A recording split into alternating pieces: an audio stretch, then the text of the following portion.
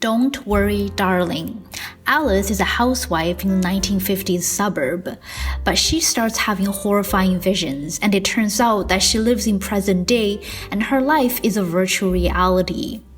Visually, I get it. Typically, movies about women focus on beautiful costumes. Think The Devil Wears Prada, Sex and the City, Marie Antoinette. Don't Worry, Darling is trying to take one step further by putting the whole domestic sphere on the big screen. We see glamorous scenes of laundry, cooking, vacuuming, dinner parties. Typically in film, women seek independence and self-actualization through education and career. And these movies tend to downplay the domestic sphere by visually showing housework as boring and uninspired. Don't Worry, Darling visually elevates housework, routine, and the home.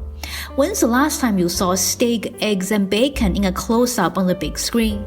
When's the last time you saw someone putting her face in fresh laundry? In this movie, the domestic sphere is not only glamorous and sensual, it can also be horrifying. The home can be a horror. So you have the glass wall closing in, Alice saran wrap her face, and the eggs have no yolk. I believe this movie is first conceived as a series of home-inspired visuals that are either beautiful on the big screen or horrifying. And then they had to think, what kind of story can be a logical framework to showcase these visuals? And the storyline is that women is living in a virtual world of the 1950s suburb.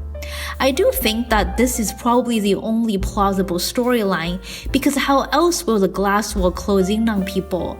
Unless you live in a virtual world and there are computer glitches. Coming up with visual spectacles first, and from there you come up with a story to frame the visuals is nothing new.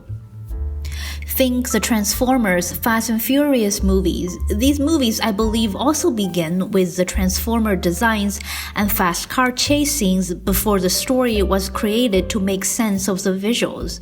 But Don't Worry, Darling is a little bit different in that the story here is quite moral ethically complex. Men making women live in a virtual world without their consent? That's messed up. The Transformers and Fast and Furious movies never had any moral ambiguity in their stories. Spectacle movies that are visually innovative and visually driven and visually focused have less screen time dedicated to storytelling, so the stories typically are simple with conventional and straightforward values. I still believe that Don't Worry, Darling is a good movie, a visually innovative movie that transforms the female experience. So if you haven't seen it, definitely check it out.